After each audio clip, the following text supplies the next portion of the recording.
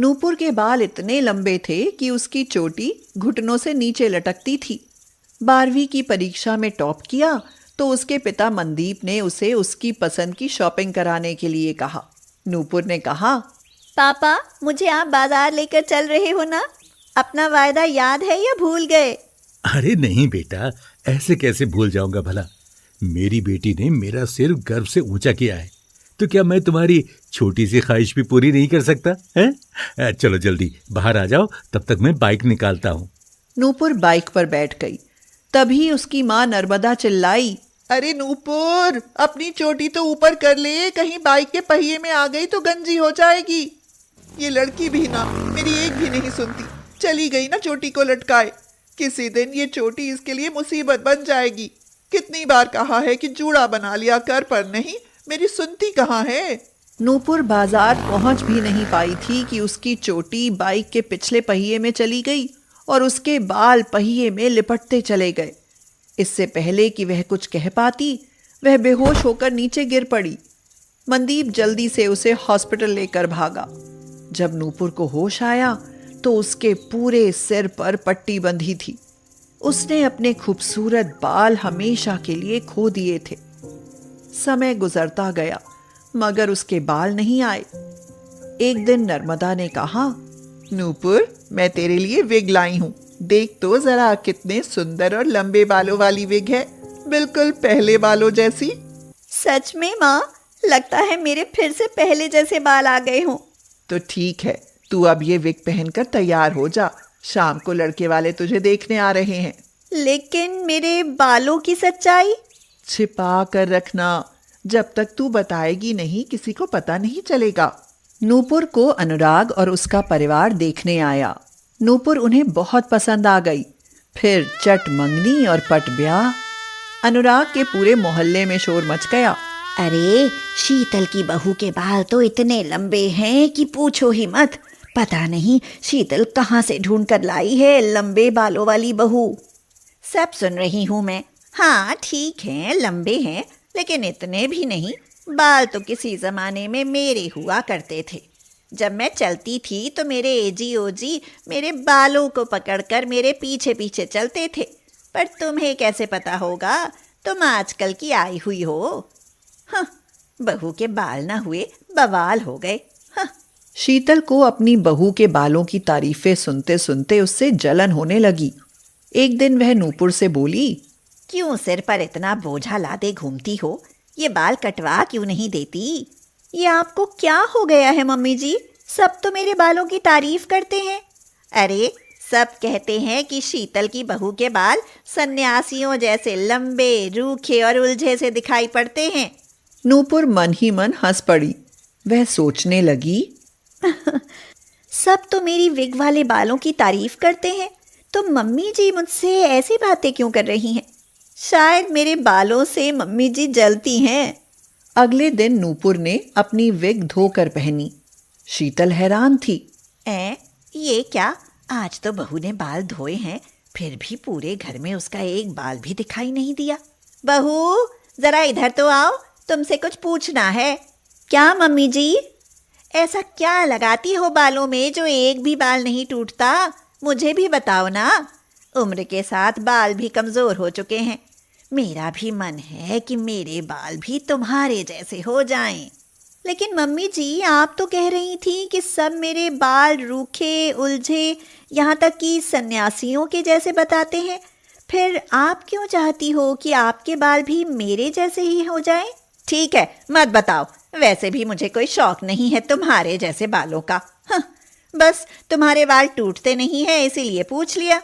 एक दिन शीतल ने सोचा, देखूं तो बहू अपने बालों में क्या लगाती है। इसे बहुत घमंड है ना अपने बालों पर। इसे गंजी ना कर दूं तो मेरा नाम भी शीतल नहीं। हाँ।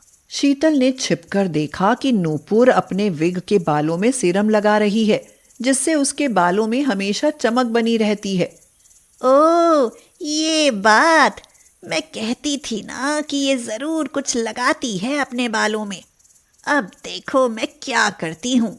शीतल चुपके से उसके कमरे में गई और उसकी सीरम की बोतल में बाल उड़ाने वाली दवाई मिला दी। अब आएगा मजा। मैं भी देखती हूँ कि कैसे चोटी घुमा घुमा कर चलती है। 1 सप्ताह गुजर गया, लेकिन नूपुर के बाल टस से मस न हुए। शीतल ने सोचा, पता नहीं इसके बाल असली हैं या प्लास्टिक के, कुछ असर ही नहीं हुआ। एक दिन जब एक फूलदान टूट गया तो शीतल चिल्लाई, हाय, मेरा इतना सुंदर फूलदान तोड़ दिया बहू, क्या तुम्हें दिखाई नहीं देता? माफ करना मम्मी जी, वो चोटी पीछे कर रही थी, मगर वह फूलदान से टकरा गई और ये गिर पड़ा। एक दिन शीतल ने देखा कि नूपुर अपने बालों में कोई तेल लगा रही है। उसने मन में कहा, अच्छा, ये तेल भी लगाती है, बड़े नुकसान करती है। मेरा इतना सुंदर फूलदान तोड़ दिया, आज इसका तेल ही बदल देती हूँ। शीतल ने उसके तेल की शीशी में बालों को चिपकाने के लिए गोंद डाल दी। रात में शीतल के सिर में बहुत तेज दर्द उठा। हाय, मैं मरी, मेरा सिर दर्द से फटा जा रहा है। मम्मी जी जरा रुकिए, मैं आपके सिर की मालिश कर देती हूँ, आपको आराम मिल जाएगा। शीतल को क्या मालूम था कि वह तेल की वही शीशी उठा लाएगी जिसमें उसने गोंद भरी थी। नूपुर ने शीतल के सिर की मालिश की, लेकिन ये क्या, सिर के दर्द में तो आराम मिला, मगर कुछ देर बाद ही शीतल के सारे बाल चिपककर कड़क हो गए। शीतल ने हैरानी से पूछा, बहू, ये क्या हो गया मेरे बालों को? हे भगवान, हाय मेरे बाल, ये तो सारे चिपक गए। कहीं बहू ने अपने वाला तेल तो। आई मम्मी जी। अरे अरे, ये आपके बालों में क्या हो गया? मेरे बालों को तुमने ये किस तरह चिपका दिया बहू? आखिर कौन सा तेल डाला है? मम्मी जी, वही तेल जो मैं डालती हूँ। अब जल्दी कुछ कर, नहीं तो मेरे बाल बिगड़ जाएंगे। नूपुर दौड़ी गई और अपने सीरम की बोतल उठाकर अपनी सास के बालों में लगाने लगी। थोड़ा सब्र रखिए मम्मी जी, इससे आपके सारे बाल ठीक हो जाएंगे। लेकिन शीतल के सिर में सीरम लगाते ही सारे बाल टूटकर हाथ में आने लगे। शीतल दौड़ी गई और जल्दी से अपने सिर पर नल खोल लिया। जब उसने आईना देखा तो वह रोने लगी। हे भगवान, मैं तो गंजी हो गई। मम्मी जी, ये सब क्या हो गया? मैं तो ये तेल और सीरम रोज लगाती हूँ। अरे, मुझे क्या पता था कि मैं अपने लिए ही कब्र खोद रही हूँ। मैं तो तुम्हारे बाल खराब करना चाहती थी, लेकिन मैं ही गंजी हो गई। हाय, मुझे मेरी करनी का फल मिल गया। मुझे माफ कर देना बहू, अब मैं इस तरह गंजी रहूंगी, लोग मेरा मजाक उड़ाएंगे। नहीं, अब मैं जिंदा नहीं रहना चाहती। लेकिन मम्मी जी, आप मेरे बाल क्यों खराब करना चाहती थी? क्योंकि मैं तुमसे जलती थी। जब भी कोई तुम्हारे बालों की तारीफ करता था तो मुझे जलन होती थी। तभी नूपुर ने अपनी सास के सामने अपनी विग उतारते हुए कहा, ये रहे मेरे बाल, ये मेरे असली बाल नहीं है, ये मेरी विग है। कुछ साल पहले मैंने अपने बालों को हमेशा के लिए खो दिया था, तब से मैं ये विग पहनती हूँ। कहीं आप और अनुराग मुझसे रिश्ता ना तोड़ दे, इसीलिए कभी सच्चाई नहीं बता पाई। क्या तुम विग पहनती हो? मुझे माफ कर दो बहू, मुझसे बड़ी भूल हो गई। आज मैं गंजी होकर तुम्हारी तकलीफ समझ सकती हूँ। शीतल और नूपुर ने विग पहनकर शीशे में देखा तो शीतल बहुत खुश हुई। अब दोनों सास बहू के बाल बहुत सुंदर दिखाई दे रहे थे। तुम्हारा शुक्रिया मेरी विग वाली बहू, वरना मैं तो किसी को मुंह दिखाने लायक नहीं रहती। मुंह नहीं मम्मी जी, सिर दिखाने लायक नहीं रहती। कई बार इंसान अपनी पहचान अपने गांव या शहर से बनाता है, लेकिन अनोखे लाल एक ऐसा शख्स था जहां गांव को अनोखे लाल के नाम से जाना जाता था। जहां बस और रिक्शे वाले सवारी से पूछते थे कि कहाँ जाना है, सवारी कहती, बस वहीं अनोखे लाल के गांव में उतार देना। हाँ, ऐसा ही था अनोखे लाल। उसके कारनामे दुनिया से अलग होते थे, इसीलिए वह अनोखा था। अनोखे की पत्नी छाया अंदर से चिल्लाती हुई बाहर आई और बोली, अब ये क्या करने लगे तुम? अरे देख नहीं रही, पानी में पकौड़ियाँ तल रहा हूँ। तुम भी ना जानबूझकर उल्टे सीधे सवाल करती हो। हाँ, मैं तो उल्टे सवाल करती हूँ। कह दो ना कि मेरी खोपड़ी ही उल्टी है, या कह दो कि उल्टी खोपड़ी वालों ने मुझे आपके पल्ले बांध दिया। हाँ, तुम्हारी यही अदा तो मारे डालती है। एक बात कही नहीं कि फिर तो वो सुनाती हो कि दिल करता है कलेजा ही निकाल दूं। तो मैंने क्या गलत पूछा? खौलते पानी में पकौड़ियाँ डालते देखा तो पूछ लिया। तो मैंने भी यही कहा कि पानी में पकौड़ियाँ तल रहा हूँ। जरा चक्कर बताओ ना कैसी बनी है। सच में बहुत ही स्वादिष्ट हैं। इसीलिए तो ये गांव तुम्हारे नाम से प्रसिद्ध है। लेकिन पानी में पकौड़ी, ये ख्याल कैसे दिमाग में आया? थोड़ा दिमाग लगाया, ना तो महंगे तेल की जरूरत और ना सेहत के साथ खिलवाड़, और एकदम पौष्टिक। अनोखे लाल को हमेशा कुछ अलग करने की तलब रहती थी। वैसे तो वह ठेले पर हलवा पराठा बनाकर बेचता था, जिसको ग्राहक बड़े चाव से खाते थे। एक दिन अनोखे लाल रात में सोया हुआ था, तभी बाहर से राजू ने आवाज दी। अनोखे, जल्दी दरवाजा खोलो, गांव में चोर घुस आए हैं। कोई तरकीब निकालो कि वो पकड़े जाए। अनोखे ने दरवाजा खोलकर कहा, अपनी जान जोखिम में डाल सकते हो। कैसा जोखिम? आओ मेरे साथ, चोरों के पास चलते हैं। चोरों के पास? ना बाबा ना, मुझे कुछ हो गया तो। अच्छा, मेरे आगे पीछे तो जैसे कोई है ही नहीं। चलो भी यार, तुम्हारे साथ अनोखे लाल है, फिर चिंता की क्या बात। अनोखे लाल राजू के साथ वहां एक दीवार के पीछे छिपकर खड़ा हो गया, जहां से चोरों को निकलकर जाना था। अनोखे ने राजू से कहा, अरे सुन राजू, क्या तुझे पता है कि अनोखे के भंडार घर में 1 किलो सोना और 5 किलो चांदी रखी है? हाँ, मुझे पता है। अरे मैं भी कितनी जोर से बोल रहा हूँ। अरे कहीं कोई सुन ना ले। चल तो कल रात अनोखे के घर में चोरी करते हैं। हाँ ठीक है, जैसा तुम कहो। उनकी बातें सुनकर चोर अनोखे के घर में चोरी करने दौड़ पड़े। पीछे से अनोखे भी पहुंच गया। वो चोर भंडार घर में माल ढूंढ ही रहे थे कि अनोखे ने बाहर से दरवाजा बंद कर दिया और पुलिस बुला ली।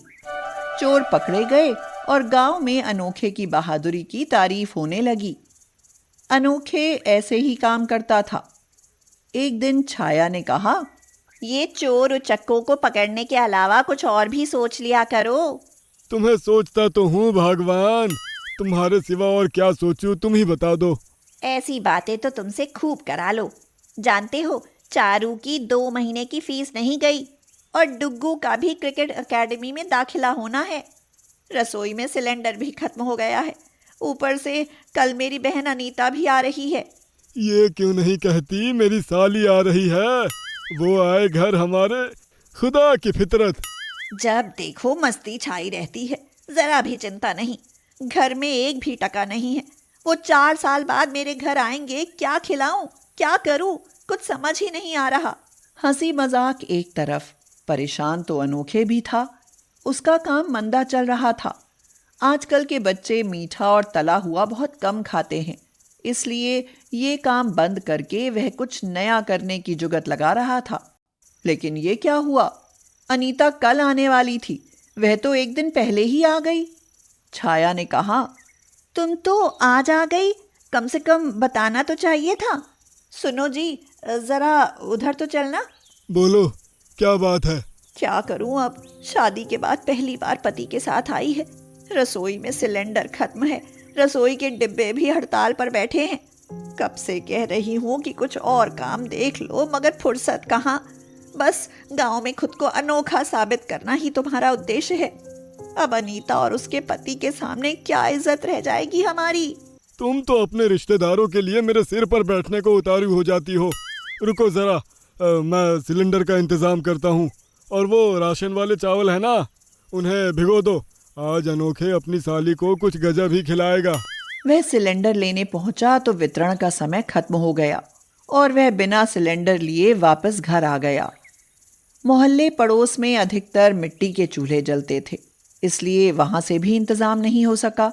घर आकर अनोखे ने छाया से कहा, आज अपनी साली को अपने हाथ का बना डोसा खिलाता हूँ। दाल तो है, जरा तुम चूल्हे पर सांभर पका लो। बारिश के दिनों में चूल्हा? लगता है गैस नहीं मिली। सांभर तो ठीक है, लेकिन चूल्हे पर डोसा कैसे बनाओगे? धुएं से हालत खराब हो जाएगी। अरे वाह, डोसा! मुझे तो डोसा बहुत पसंद है। डोसा एक तरफ और 5 स्टार होटल का खाना एक तरफ। मैं तो अपने अनोखे जीजा जी के हाथ का डोसा ही खाऊंगी। छाया ने राहत की सांस ली कि कम से कम उसकी बहन ये तो नहीं कहेगी कि बड़ी बहन ने डोसा खिलाकर रफा दफा कर दिया। अनोखे ने सोच समझकर अपना दिमाग चलाया और स्त्री गर्म होने के लिए रख दी। छाया चूल्हे पर सांभर बना चुकी थी। तब तक अनोखे ने डोसे का सामान तैयार कर लिया। अनीता ने पूछा, जीजा जी, ये स्त्री का क्या करोगे? तुम्हारे लिए डोसा बनाऊंगा। स्त्री पर डोसा? हाँ, स्त्री पर डोसा। अरे मेरी साली स्पेशल है तो उसके लिए डोसा भी स्पेशल ही बनेगा। अब अनोखे स्त्री पर डोसा बनाता गया और सब लोग खाते गए। अनीता और उसके पति ने स्त्री के डोसा की जमकर तारीफ की। अनीता बोली, जीजा जी, ऐसा डोसा तो हमने जिंदगी में कभी नहीं खाया। हाँ, अरे खाया कैसे होगा जब आज तक किसी ने मेरे सिवा बनाया ही नहीं। शाम तक वो दोनों वापस चले गए। छाया ने कहा, मैं तो कहती हूँ कि यह हलवा पराठा छोड़ स्त्री पर डोसा ही बनाकर बेचना शुरू कर दो। हाँ, लागत कम और स्वाद ज्यादा। वैसे भी घर में राशन के चावल तो हर महीने आ ही जाते हैं। लगता है मेरे साथ रहकर तुम्हारे दिमाग का सिस्टम भी तेज चलने लगा है। आखिर अनोखी की बीवी हो। रहने दो, इतना दिमाग है मुझ में। अब मेरी छोड़ो और स्त्री डोसा के काम में ध्यान दो। हाँ, हाँ, वही सोच रहा हूँ। बाकी सामान की तो जरूरत नहीं है, वो घर में इस्तेमाल कर लेना। लेकिन अभी सूजी बहुत बची है, पहले इस सूजी का ही डोसा बनाता हूँ। ज्यादा मेहनत भी नहीं लगेगी और डोसा खास्ता भी बनेगा। अगले दिन अनोखे ने अपना स्त्री डोसे का सामान जमा लिया। सांभर और चटनी वह घर से बनाकर ले आया था। उधर से गुजरते हुए लोगों ने पूछा, अरे भाई अनोखे, ये क्या कर रहे हो आज? ये स्त्री उल्टी क्यों रखी हुई है आज ठेले पर? लगता है फिर कुछ नया करने वाले हो। हाँ भाई, आज स्त्री डोसा बना रहा हूँ।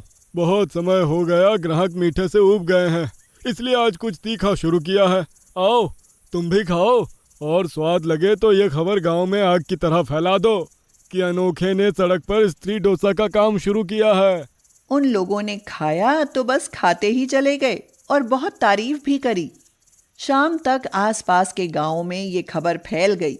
वैसे भी उसने ठेला वहां लगाया जहां सड़क पर बस और रिक्शों से सवारी उतरती थी। आते जाते लोग, सभी लोग स्त्री डोसा खाने लगे और वह सड़क स्त्री डोसा बनाने वाले के नाम से मशहूर हो गया।